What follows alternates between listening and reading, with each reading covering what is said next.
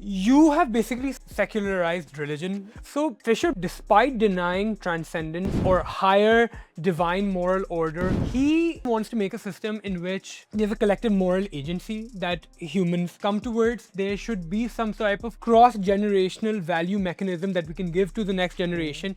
We need to have some sort of collective obligation to each other. We need to have some sort of framework in place that kind of breaks the depressive hedonia of capitalism, in the sense that if times are tough, we need to be obligated to something. We need to be obligated towards what we owe to each other and what we owe to ourselves. But that's kind of literally the social technology of religion, and you just secularize it. My question with somebody like Fisher is that why not just use that exact thing or try to work with the exact principles that have been used for millennia of history?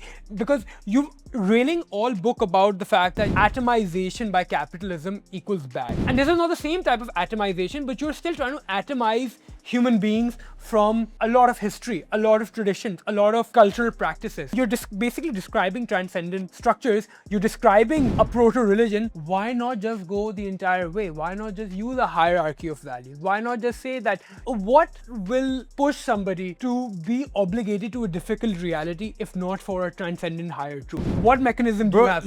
Adequate ideas? To quote Iqbal, what does the principle of movement in Islam / the world, what should it look like going into the future? If he's saying, oh, collective agency and reformulation of the general will, to that I would respond that you got half of it right. What they don't have right, in my opinion, is a set of eternal principles which they can interpret and move forward with the way, say, Iqbal suggests in his system of ijtihad. Yes, you need eternal innovation and renovation, but you also need some fixture, some frame of reference. Some stable truths. Exactly. Some reference points. There's an automatic implication of transcendence or higher moral order when you say that there's some stable truth. But they're in denial of it. And they deny that as well.